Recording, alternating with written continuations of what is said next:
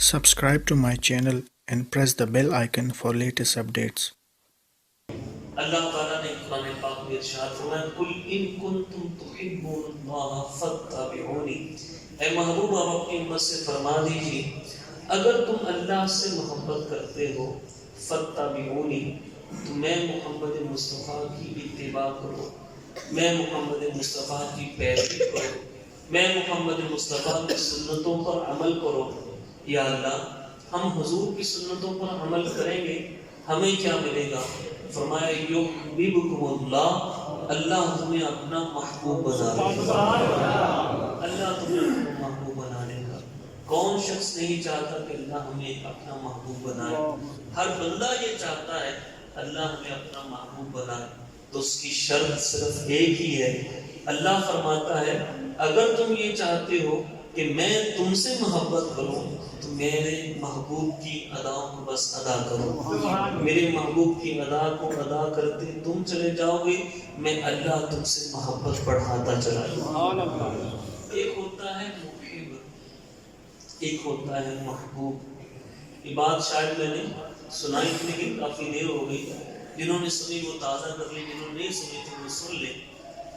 محب اور ایک ہوتا ہے محبوب۔ محب کا معنی محبت کرنے والا، اور محبوب کا معنی جس سے محبت کی جائے۔ ایک بندہ کسی سے محبت کرے، آگے اس کی اطلاعی نہ ملے، یک طرفہ محبت ہو تو وہ بڑی تکلیف دہ ہوتی ہے۔ اور محب جو ہوتا ہے، جو محبت کرنے والا ہوتا ہے مخلوق میں، وہ بڑی آزمائش میں ہوتا ہے کہیں میرا محبوب ناراض نہ ہو جائے۔ محب یہی چاہتا ہے میرا محبوب راضی ہو جائے۔ محبت جو بندہ کسی سے کرے گا تو وہ یہی کہے گا میرا محبوب راضی ہو جائے، میرا محبوب راضی ہو جائے۔ مثال بنتی تو نہیں لیکن سمجھانے کے لیے معاشرہ ہی ایسا ہے، کسی سے کسی سے محبت ہو جائے، وہ کہے کہ بھئی یہ چیز تو نے پہننی ہے، ہاں وہ وہی پہنے گا جو محبوب نے کہا۔ کوئی یہ کہے تم نے یہ کھانا تو مجھے پسند نہیں، اچھا تجھے نہیں پسند تو مجھے بھی نہیں پسند۔ جو اپنے بالوں کا سٹائل ایسے کیا کر، سیدھے نہ باندھا کر، سیدھے نہ کیا کر، اب وہ ایسے ہونا شروع ہو جائے گا۔ بھئی تجھے کیا مسئلہ ہو گیا؟ تیرا لباس بھی بدل گیا، تیرا کھانے پینے کا انداز بھی بدل گیا، تیرے بالوں کا سٹائل بھی بدل گیا، تجھے کیا ہوا؟ ارے تجھے نہیں پتا جس سے میں محبت کرتا ہوں نا اس کی یہ بیماری ہے۔ یہ بڑی توجہ کے ساتھ یہ سنیے گا، جس سے میں محبت کرتا ہوں نا اس کی یہ ڈیمانڈ ہے۔ کوئی بندہ دنیا دار سے محبت کرے، وہ کوئی ڈیمانڈ کرے تو ہم اس کو کرنا شروع کر دیتے ہیں۔ تو جو محبوب ہی لاجواب محبوب جن کی مثال بھی کوئی نہ ہو، وہ محبوب ہم رکھتے ہوں، اور پھر وہ ہم سے فرمائیں کہ میری سنتوں پہ عمل کرو، میری سنتوں کو اپناؤ، میرے طریقے پر چلو، اور پھر ہم وہ طریقہ نہ اپنائیں، میرے بھائیوں پھر یہ سچی محبت نہیں، یہ سچی محبت نہیں، یہ سچا عشق نہیں۔ بات کر رہا تھا، اسی بات کو آگے لے کے چلوں گا۔ ایک ہوتا ہے محب۔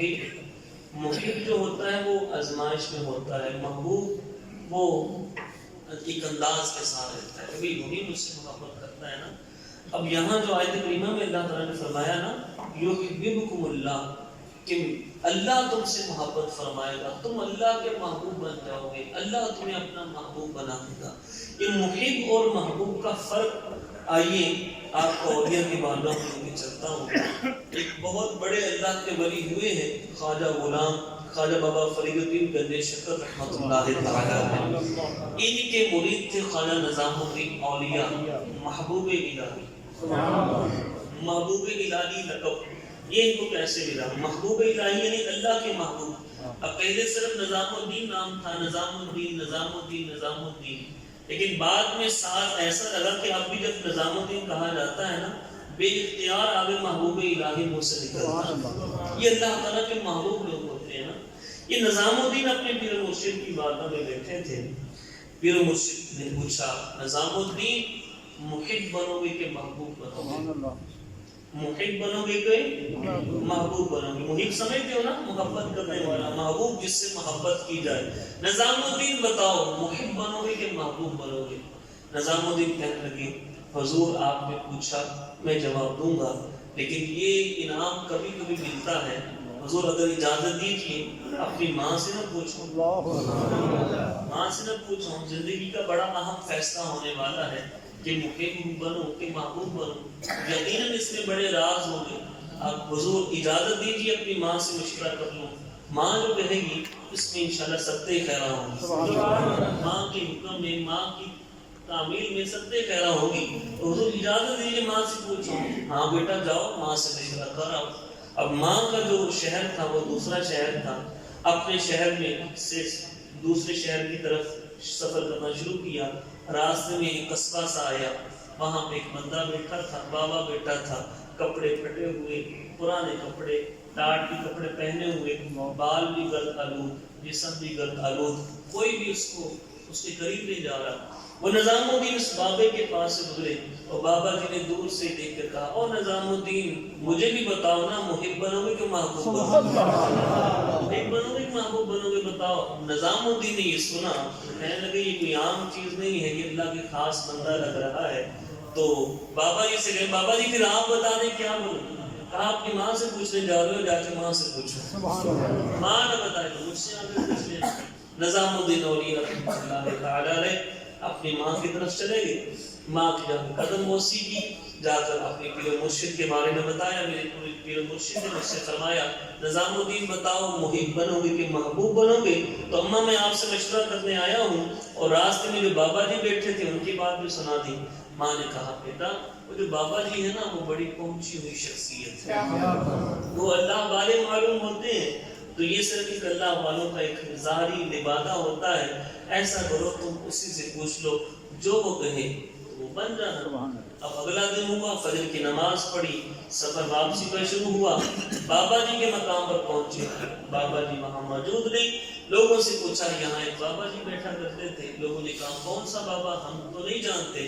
کسی نے کہ ایسے ایسے لباس تھا ان کا، یہ ایسے ٹاٹ تھا، ہاں وہ بابا نہیں، ہم نے تو روڑی کے ڈھیر پہ پھینک دیا۔ اللہ اکبر، وہ اللہ کا بندہ، وہ اس کو تمہیں روڑی کے اوپر، ہاں ہاں اس کی تو حرکتیں صحیح نہیں تھی، وہ تو یہ تھا وہ تھا، خیر چلے گئے۔ لیکن یہ اللہ والے تھے نا، اللہ والے اللہ والوں کو جانتے ہیں۔ بھئی کہاں پہ پھینکا ہے بتاؤ تو صحیح، اب فلاں روڑی کے اوپر پھینکا ہے، وہاں چلے گئے، وہاں ان کی لاش کو باہر نکالا اور پھر صاف ستھرا کر کے کہنے لگے بابا جی جو اللہ والے ہوتے ہیں ان کے وعدے تو سچے ہوتے ہیں، آپ نے تو کہا تھا کہ بھئی ماں نہ بتائے تو مجھ سے پوچھ لینا، تو میں تو آپ سے پوچھنے آیا تھا محب بنو کہ محبوب بنو۔ بابا جی اٹھ کے بیٹھ گئے، کہتے ہیں بیٹا محبوب بننا محب نہ بننا، محبوب بنو گے تو دن رات تمہاری قبر پہ چراغ جلیں گے، اور محب بنو گے تو شاید میرے جیسا حال ہوگا۔ تو محبوب اور ہوتا ہے، محب اور ہوتا ہے۔ تو یہاں پہ اللہ تعالیٰ نے محب کا تو فرمایا ہم اللہ سے محبت کرتے ہی ہیں، کرتے، لیکن یہاں پہ اللہ تعالیٰ کی طرف سے جواب آ رہا ہے، فرمایا میرے محبوب کی اداؤں کو اپناؤ، میرے مصطفیٰ کی اداؤں کو اپناؤ، تمہیں میں اپنا محبوب بنا لوں گا۔ پھر جب تمہیں محبوب بناؤں گا پھر جیسے تم کہتے جاؤ گے میں اللہ ویسا ہی کرتا چلا جاؤں گا۔ آج صلی اللہ علیہ وآلہ وسلم نے ارشاد فرمایا جس نے میری سنت سے محبت کی اس نے مجھ سے محبت کی۔